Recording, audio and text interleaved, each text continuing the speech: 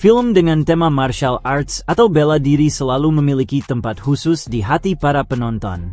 Sejak era klasik hingga masa kini, genre ini dikenal menghadirkan aksi intens, pertarungan menegangkan, serta koreografi yang memukau. Dalam satu dekade terakhir, perkembangan film martial arts mengalami perjalanan yang cukup signifikan. Memang, tren film laga dengan fokus utama pada bela diri sempat dianggap mulai meredup seiring dengan munculnya genre-genre baru yang lebih mendominasi layar lebar, seperti superhero atau fiksi ilmiah. Namun kenyataannya, film martial arts tidak pernah benar-benar hilang. Ada sejumlah film dengan tema martial arts, namun dalam video ini kita akan membahas film dalam satu dekade terakhir dan dianggap yang terbaik.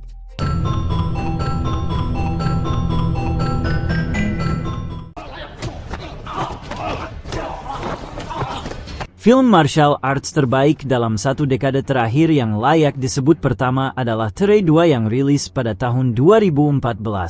Mengambil latar setelah peristiwa di film pertamanya, kisah ini kembali mengikuti Rama yang kini harus menjalani misi penyamaran di dalam sebuah penjara. Tujuannya adalah untuk mendekati dan mendapatkan kepercayaan dari putra seorang bos kriminal terbesar di Jakarta, sehingga ia bisa masuk lebih dalam kejaringan kejahatan tersebut. Setelah berhasil menyelamatkan anak bos kriminal itu, rencana Rama berjalan sesuai harapan. Ia mulai dipercaya dan akhirnya berhasil menyusup ke kelompok kriminal yang lebih besar.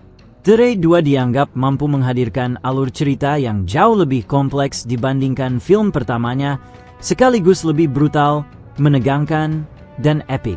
Sejak awal, penonton sudah dibawa ke dalam ketegangan yang tak henti-hentinya. Koreografi pencak silat kembali menjadi daya tarik utama dalam film ini. Tak hanya kritikus, para penggemar juga memberikan apresiasi tinggi terhadapnya. Bahkan banyak yang menilai dua film The Raid telah menjadi tolok ukur film martial arts modern. Dengan aksi pertarungan yang intens sekaligus indah, wajar jika film ini mendapatkan pujian luas dan diakui sebagai salah satu karya terbaik dalam genre bela diri. Film martial arts terbaik dalam satu dekade terakhir berikutnya adalah Ip Man 3. Seperti yang banyak orang ketahui, Ip Man merupakan film bela diri asal Tiongkok yang berhasil menarik perhatian dunia internasional. Popularitasnya tak lepas dari sosok Master Yip, guru legendaris dari Bruce Lee, yang kisah hidupnya diangkat ke layar lebar. Namun, sama seperti tokoh Wong Fei Hang, karakter Ip Man di dalam film juga digambarkan dengan sentuhan dramatis demi kebutuhan visual dan narasi. Film pertama Ip Man tayang pada tahun 2008 dengan Donnie Yen sebagai pemeran utama.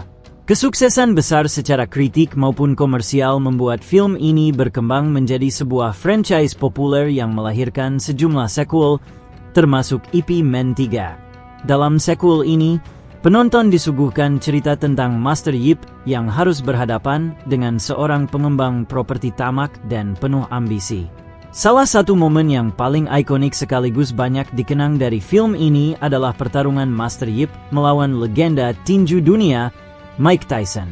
Aksi tersebut menjadi sorotan dan menambah daya tarik film di mata penonton global. Saat dirilis pada 2015, Ip Man 3 meraih kesuksesan besar di box office, bahkan menjadi film dengan pendapatan tertinggi di Hong Kong pada masanya.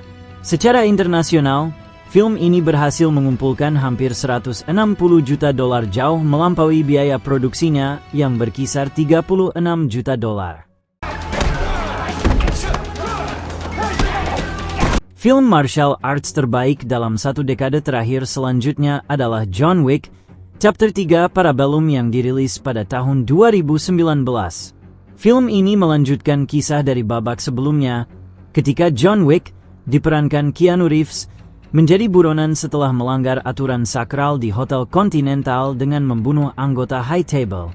Dengan status excommunicado, kepalanya dihargai 14 juta dolar, membuat para pembunuh bayaran dari seluruh dunia memburunya tanpa henti. Berbeda dengan dua film sebelumnya, John Wick 3 benar-benar mengeskalasi aksi dengan koreografi pertarungan yang lebih brutal, variatif, dan kreatif. Penonton disuguhi adegan perkelahian menggunakan pisau, pedang, hingga kuda, serta balapan motor penuh aksi di jalanan New York. Nuansa bela diri terasa kental karena film ini menggabungkan berbagai teknik, mulai dari judo, jiu-jitsu, hingga silat, yang dirangkai dalam koreografi memukau khas franchise John Wick. Selain itu, film ini memperluas dunia semesta John Wick dengan memperkenalkan karakter-karakter baru, seperti Sofia, Halle Berry, dengan anjing-anjingnya yang terlatih, serta menggali lebih dalam struktur organisasi High Table. Semua itu menambah dimensi cerita yang membuat film ini tidak hanya sekadar tontonan aksi, tetapi juga memperkaya mitologi yang telah dibangun sejak film pertama. Secara komersial, John Wick 3 meraih kesuksesan besar dengan pendapatan lebih dari 327 juta dolar Amerika di seluruh dunia, menjadikannya film terlaris dalam franchise pada saat itu. Para kritikus dan penonton juga memberikan respon positif, memuji intensitas aksinya yang hampir tanpa jeda dan konsistensi Keanu Reeves dalam memerankan karakter ikonik tersebut. Indonesia juga dikenal sebagai salah satu negara yang mampu menghadirkan film martial arts berkualitas, meskipun tidak jarang karya-karyanya masih terbilang underrated. Salah satu contoh terbaik adalah The Night Comes For Us. Dari sisi premis, ceritanya mungkin terlihat sederhana, namun untuk urusan aksi, film ini benar-benar berhasil membuat penonton terpaku di kursi mereka dari awal hingga akhir. Ditambah dengan berbagai adegan penuh darah, ketegangan film terasa semakin intens dan epik. Kisahnya berpusat pada Ito, seorang mantan anggota triad paling berbahaya di Asia Tenggara. Sebelum keluar dari kelompoknya, ia selalu mendapat misi-misi berbahaya tanpa henti, seolah tidak pernah diberi kesempatan untuk bebas. Namun setelah menyadari betapa ambisius dan sombongnya sang bos, Ito akhirnya memutuskan untuk melawan kelompok kriminal tersebut. Perjalanan Ito tidaklah mudah.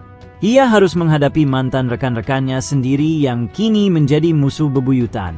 Situasi semakin pelik ketika ia juga berusaha melindungi seorang anak perempuan, membuat konfliknya semakin personal.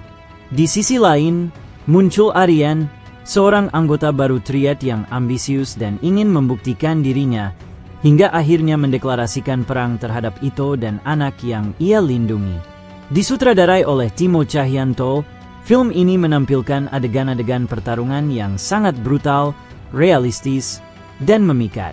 Tidak mengherankan jika The Night Comes For Us sering disebut sebagai salah satu film action paling ganas dan stylish yang pernah lahir dari perfilman Indonesia. Masih dari film kawasan Asia Tenggara, Triple Threat menjadi film martial arts terbaik dalam satu dekade lainnya. Seperti halnya The Night Comes For Us, film Triple Threat juga bisa dianggap sebagai salah satu film underrated.